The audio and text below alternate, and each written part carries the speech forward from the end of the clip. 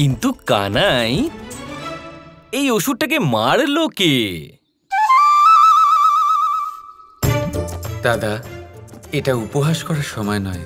এখানে প্রশ্ন আমাদের বাস্তব জ্ঞানের।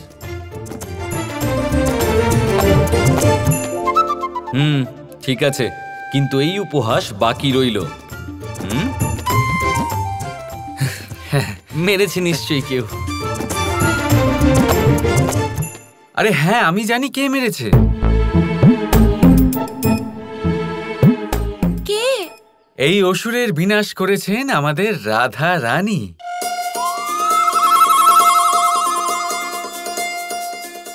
আমি? কি করে? আসলে এমন বেসুরে বাঁশি বাজালে যত বড় অসুরই হোক না কেন, নিজের প্রাণ তো অবশ্যই ত্যাগ করবে, তাই না?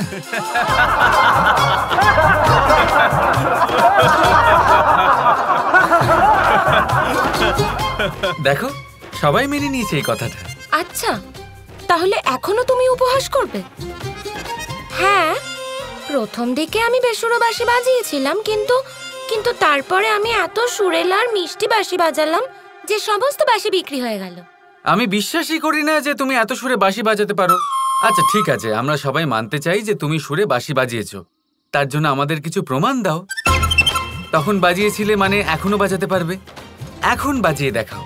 আচ্ছা, তাহলে তুমি আমাকে বিশ্বাস করো না? না না না, বিশ্বাসের বিষয় নয়, শুধু বিশ্বাস করতে পারছি না আমরা। হ্যাঁ ঠিক আছে, দেখো এক্ষুনি বাজাচ্ছি।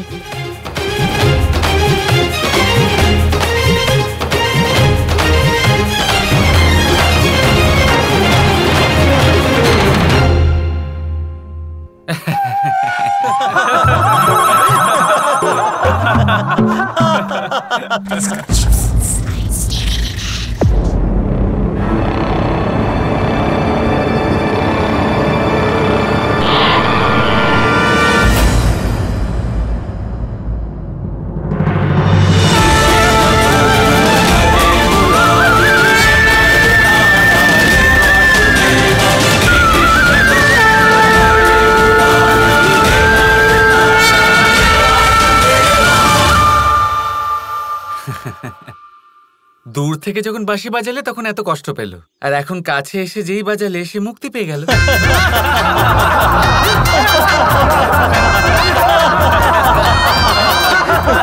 ঠিক বলেছো তুমি কানাই।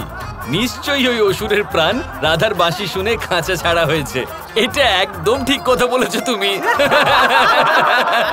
থামো! ঠিক আছে, এত হাসার মতন কিছু হয়নি। যাও সবাই, আর মেলায় নিজের দোকান সামলাও। যাও। হ্যাঁ চলো যাই।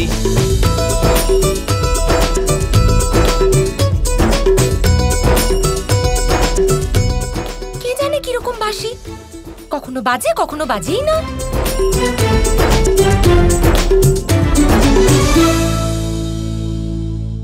কবে বুঝবেন আপনি রাধারানী? সুর বাঁশি থেকে নয়, প্রেম থেকে বয়। বাঁশি যে বাজায় সেই ব্যক্তির হৃদয় থেকে বয়। প্রেম তো আমি তোমাকে করি কৃষ্ণ, তাহলে এই বাঁশি তো বাজা উচিত। আমার সম্পূর্ণ বিশ্বাস সমস্ত দোষ এই বাঁশির। আপনি বিশ্বাস করুন, যা করতে চান, কি আর করা যাবে। আমি তো বলবো ছেড়ে দাও এসব কথা। দেখো কত ভালো বিষয় এটা। তোমার ইচ্ছে ছিল যে এই অসুরকে বিনাশ করতে তুমি সাহায্য করবে, তা করেছো। দেখো তুমি মেরে দিয়েছো এই অসুরকে, এটা কত ভালো বিষয়। দারুণ রাধা। শুধু একটাই নিবেদন আপনাকে, এরপরে আর বাঁশি বাজাবেন না। হতে পারে কোনো নির্দোষ ব্যক্তির প্রাণ চলে যাবে। কি? না না, বাজাবেন না, বাজাবেন না। তুমি মানবে না? না দাঁড়াও, তোমার হচ্ছে এক্ষুনি।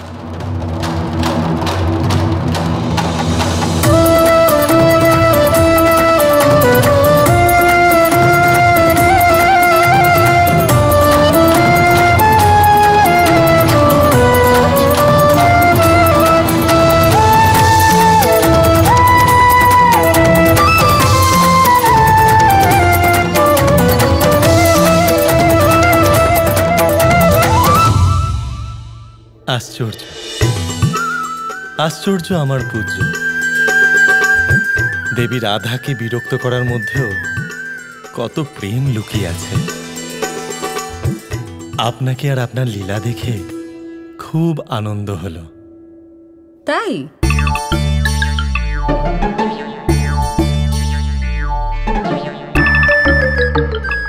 ওখানে কৃষ্ণ রাধাকে বিরক্ত করছে আর আপনার আনন্দ হচ্ছে?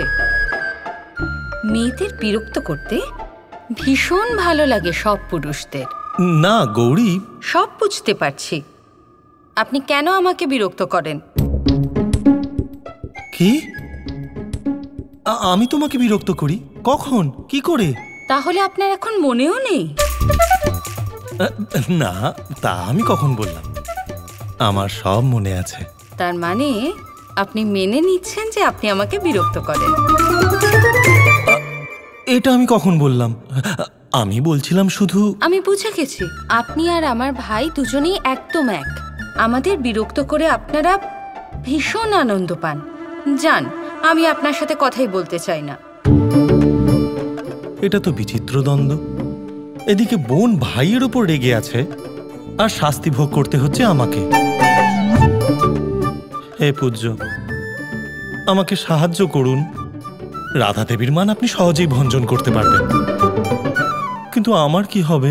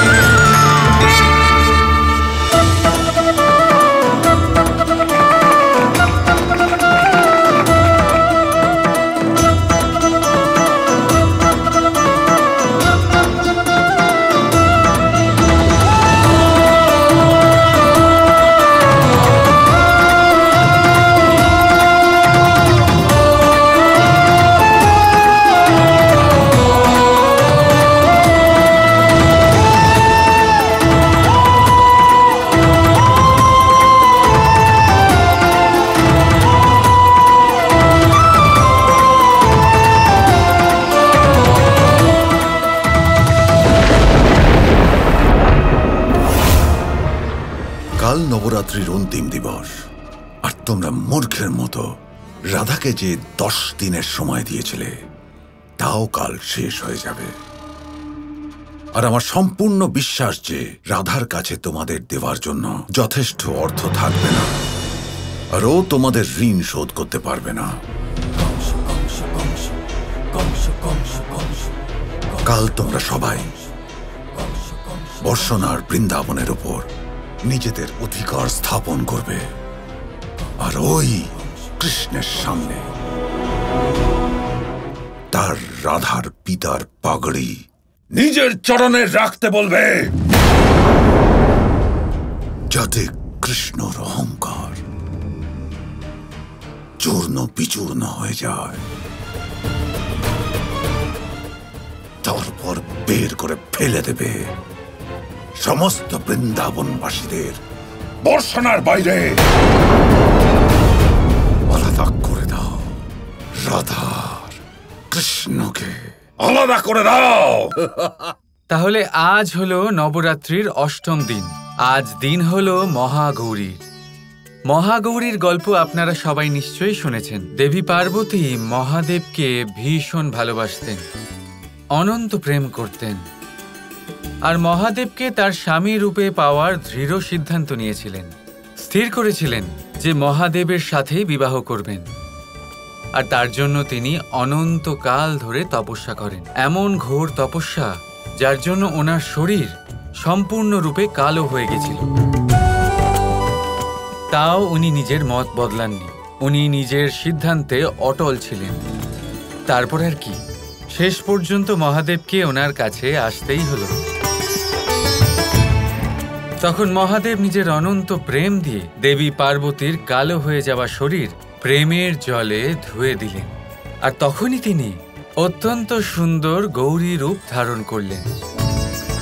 আর সেই জন্যই ওনাকে মহাগৌরী বলা হয়।